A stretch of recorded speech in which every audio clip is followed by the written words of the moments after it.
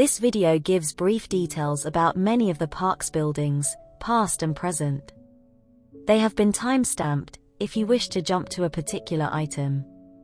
The buildings are Captain Henry King's house, the Curator's cottages, the bathing shed, the Boatshed, the Gables, the tea house, the tennis club, the Hatchery, the Bellringer Pavilion, forts in the park, the house by the zoo, the Newton King Homestead, the Ladies' Pavilion, the old Curator's office, and the female staff room.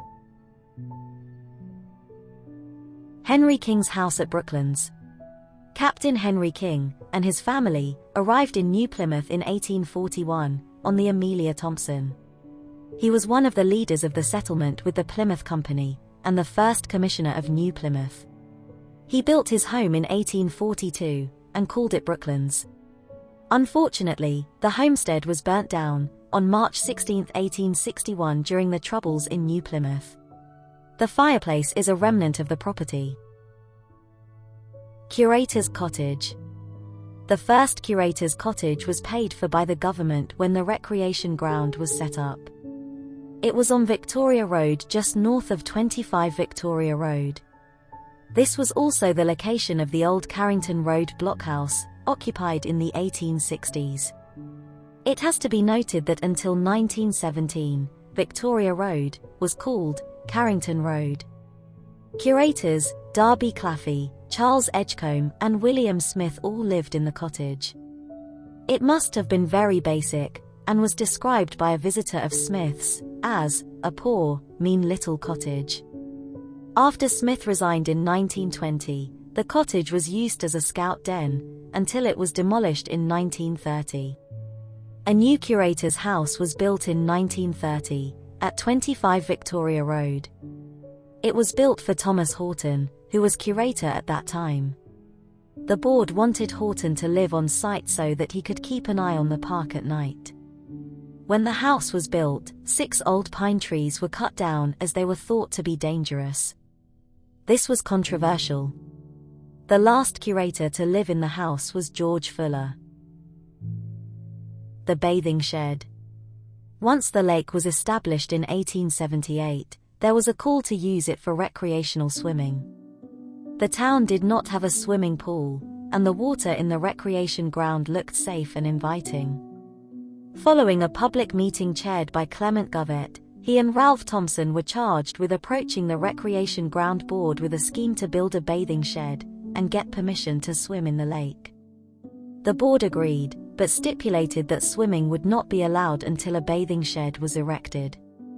Plans were drawn up by William Northcroft and went out for tender. To pay for the building, a committee was set up to organize its construction and managed to solicit £40 by way of subscriptions. The remainder was found by other means. A couple of fundraising events were organized, one of which was the first swimming competition, held on Wednesday, April 9, 1879. By the 1910s, the lake was no longer the main swimming pool in town. The shed was repurposed as the curator's tool shed.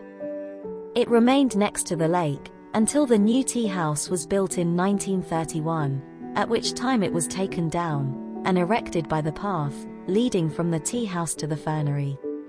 It remained there until it was demolished in 1969. The Boatshed. By the 1890s there were several boats on the lake, and the need for a shed to protect them had become necessary. At the September 1893 board meeting, it was decided to ask Mr. G. Brown to prepare a plan for a small bridge and boat shed at the upper end of the lake, and give an estimate of their cost. In May of 1894, the Taranaki Herald reported that since the beginning of the year, a new bridge and boat shed had been built, at a cost of over £100. In 1924, the boat shed was severely damaged by a fallen poplar tree. On the eastern hillside above the boat shed there is an old park boundary which was probably identified by poplar trees, which were often planted for that purpose. The boat shed was replaced in 1957.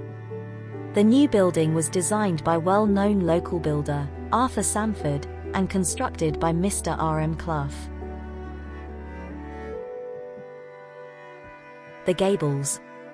The Gables was originally built in 1848 as one of 4 colonial hospitals commissioned by Governor Sir George Grey that were built to cater for both Maori and European patients. The building was designed by Frederick Thatcher and built by local builder George Robinson. The building was constructed entirely of rimu, sourced locally, except for the floor, which was Norway spruce. The hospital was originally located on Mangere Road, which at that time was called Hospital Road. It was located where the girls' high school is now, immediately north of the school's tennis courts. During the Taranaki Wars of the 1860s, the building was used as a military outpost, after which it reverted to being a hospital for a short time. Then, under the governance of the Taranaki Hospital and Charitable Aid Board, the building was converted into an old man's refuge, housing 5 residents.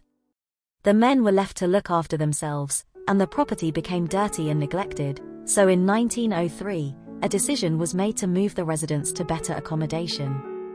Not knowing what to do with the property, the hospital board approached the borough council and suggested swapping the land that the hospital occupied for 6 town sections on Fulford and Dawson streets. After the exchange, the council assessed the old hospital building as not being of use to them and decided to sell it at auction for removal. Before the exchange, the building had been inspected and found to be solid, except for the ground plates. The old hospital went to auction on July 9, 1904, at the Newton King Auction Rooms. The highest bidder was published as being a well-known housebreaker. Following the auction, Newton King must have negotiated the purchase of the old hospital from that gentleman. It is said that Mrs. King, daughter of Dr. George St. George, was the person who wanted to save the building. It was purchased for £10, then a further £500 was spent on its relocation and rebuilding. The transfer of the building would have been complicated as it was taken down piecemeal, and all the timbers thoroughly cleaned and restored, before re-erection at its current site at Brooklands. Newton King engaged the services of prominent local architect, James Sanderson, to supervise the house relocation. Following the erection of the building at Brooklands, it was used as a temporary residence by several members of the King family, as well as being rented out privately. When Brooklands was gifted to the city of New Plymouth in 1933, the Gables, as it had become known, was part of the package. Again, it was let out to private renters, until 1983. Following a 2-year restoration, it was opened as an art centre in 1985. It is now regarded as a building of national significance, and has a Category 1 rating with the New Zealand Historic Places Trust.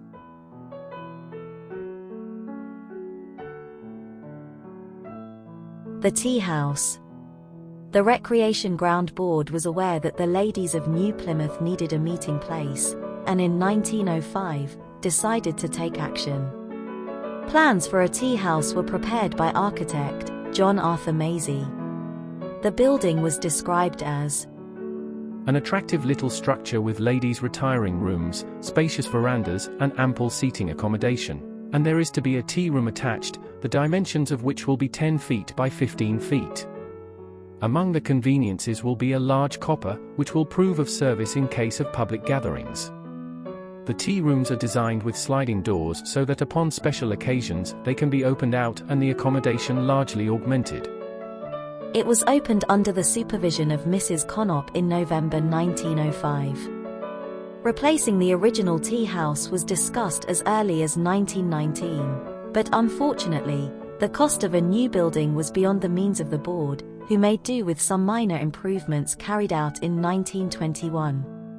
The current tea house was built in 1931, courtesy of Mr. and Mrs. Burgess.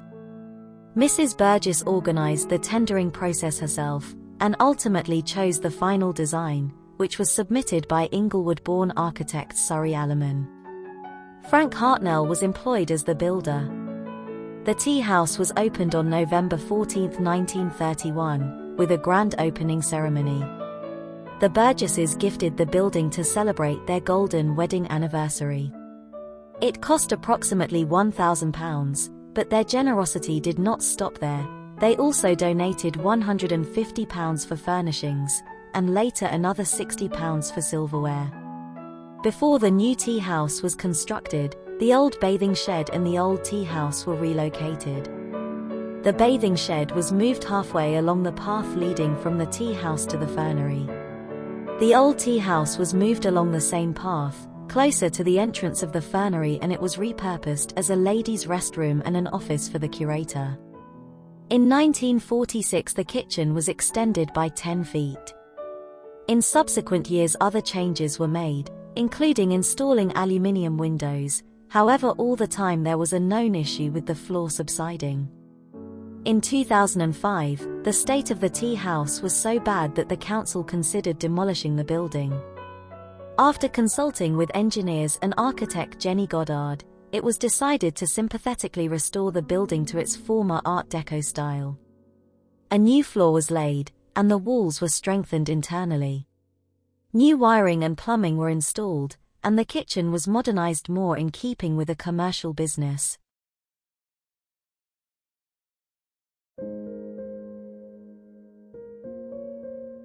The tennis club.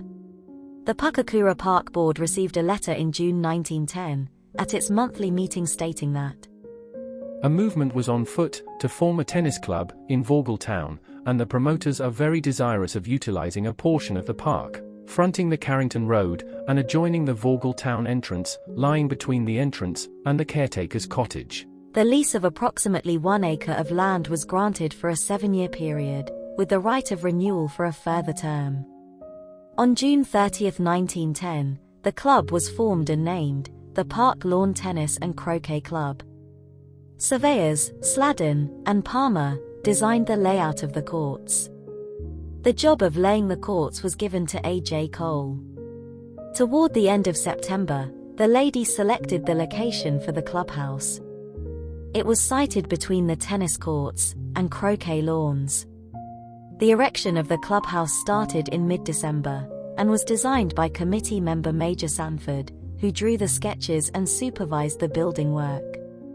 The construction was mainly carried out by himself and Mr. F.C. Tribe with some additional help from other club members.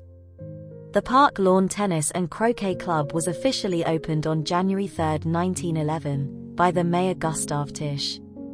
In 1933 a new pavilion was built. This was designed by club member Frank Tett, who was a drawing master at the Boys' High School. It was constructed by Messrs. Peterson and Co.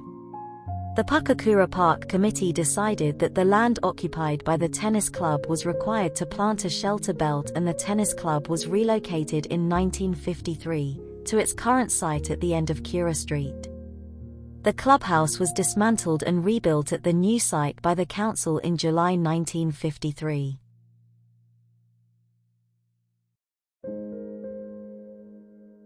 The Hatchery. In the early 1900s, the Acclimatization Society set up some trout-rearing ponds in the recreation ground. Small trout fry were reared and after several months released into local rivers. This ceased around 1912 and the ponds were filled in.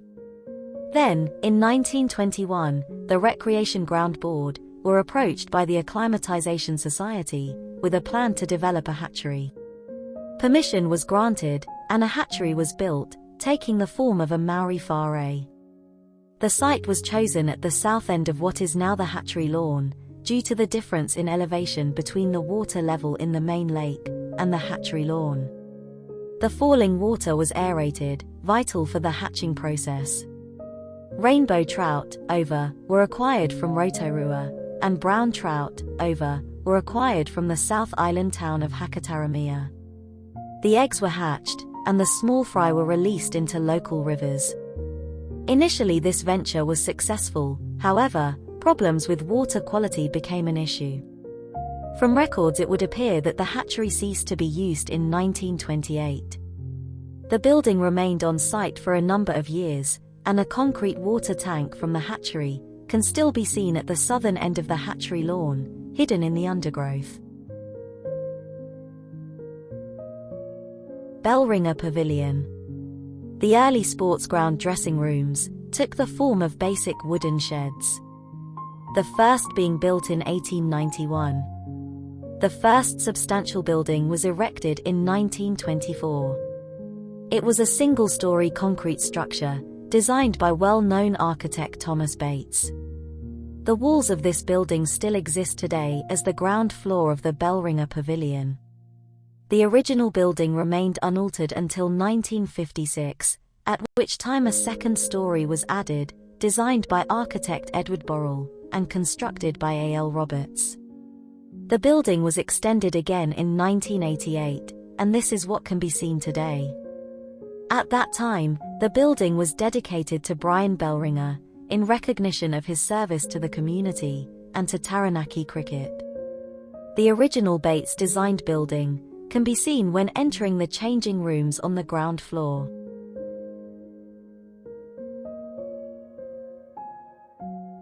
Forts in the park. In 1860, a series of blockhouses were built to protect the town. Two of these were in what is now Pukekura Park. The Carrington Road blockhouse was situated on Victoria Road approximately 50 metres north of the Victoria Road car park, and accommodated around 50 men. It was maintained until 1869. The other blockhouse in the park was Fort Herbert. This was situated on the flat, above the eastern terrace of the sports ground. House by the Zoo. This attractive bungalow was constructed for Newton King in 1925. It was designed by noted New Plymouth architect, T.H. Bates, and built by F.D. Payne. The estimated construction cost was £1,275. Newton King had the bungalow built for his son, Waldine, who at the time was employed by his father, as a chauffeur. When Brooklands was handed over to the Park Committee in late 1933, the house was unoccupied. The electric range, copper, and tubs had been removed and had to be replaced before the house could be inhabited. Following the handover of Brooklands to the city, it was the home of many members of the park staff. In 2022, the house was converted into an Enviro hub. Newton King Homestead. When Brooklands was handed over in 1933, it came with a number of buildings, one of which was the Newton King Homestead. This was an imposing three-story mansion, overlooking the Pukekura Valley. On screen are the minutes of meeting at which the future of the building was discussed. Unfortunately, times were hard financially, and it was decided to have the homestead removed. Ladies' Pavilion. Early in 1948, a request for a ladies' dressing shed was made to the Park Committee by a deputation representing the New Plymouth Amateur Athletic and Cycling Club and the Girls' Marching Association. It was pointed out that female athletes competing at the park sports ground were getting changed in their cars or in the bushes. It was hoped that the building would contain 2 rooms measuring 15 feet by 12 feet, with showers and other amenities at the rear. The Park Committee was sympathetic to the request, provided finances for the project could be found. The committee received an interest-free advance of £2,000 to proceed with the development. To raise funds for the construction, a committee was set up, which included representatives from the Park Committee and several local sporting bodies. One of the committee members was renowned javelin thrower Stan Lay. The site chosen for the changing rooms was at the southwest corner of the sports field. A large cutting was made into the bank, creating a suitable space for the changing room as well as a future staff building. For safety reasons, 10 pine trees were felled on the hillside above the new building, between the sports ground and the tea house. An old tractor shed was removed from the site and relocated to the Fountain Lake section of Smith Walk, where it remains today. The changing room was designed by the borough engineer, Raymond Mainland, and was constructed by Messrs. Kurd Brothers. It was completed sometime during February 1949, and construction cost was £1,318. The building, which remains in the park, measures approximately 41 feet by 24 feet. It has a large changing area with separate public ladies' conveniences. Unfortunately, showers were never fitted. Old Curator's Office. In a report in 1946, Thomas Horton highlighted the need for new staff offices. He was working from part of the original tea house, built in 1905, which had been relocated to a dark damp spot along the path to the west of the fernery. It had been repurposed as a ladies' toilet and curator's office, and because of its location the building was always cold and damp. Plans, prepared by the city engineer, and Graham Harvey, were ready in November 1951. The following month a tender of £2,996, submitted by Messrs Ashman Limited, was accepted for the construction of the building. The building was dedicated to the memory of Mr. and Mrs. Graham. A few months earlier the committee had received notice that they had been left a large bequest on the death of Mrs. Graham. The Grahams during their time in New Plymouth in the 1920s and 30s were the proprietors of the Criterion Hotel, and had been strong supporters of the park. Construction started in February of 1952, and was completed in May 1952. The final cost was £3,296, of which the council paid £1,500, the remaining £1,796 came from the following bequests: Charles Score Sanders, Josiah Satrill, Mary Freeth, Annie Hulk, Clara Bingham, E.F. Fuchs, and A.R. Standish. The building became vacant because of the construction of a new curator's office, near the fernery entrance in 2013. More recently the building has largely been vacant, except for use by the events team during the Festival of the Lights, and as a base by the Energy City Harriers. Female Staff Room. A female staff quarters was built near the entrance of the fernery, in 1955. The building, which was designed by Edward Borrell, and built by Ross Allen, also housed a female toilet, and a ticket box for the fernery. The estimated cost was £1,192 10 shillings. When this was completed, the old tea house, which had been used as a female toilet and curator's office since 1931, was removed. The female staff room was later demolished in 1993.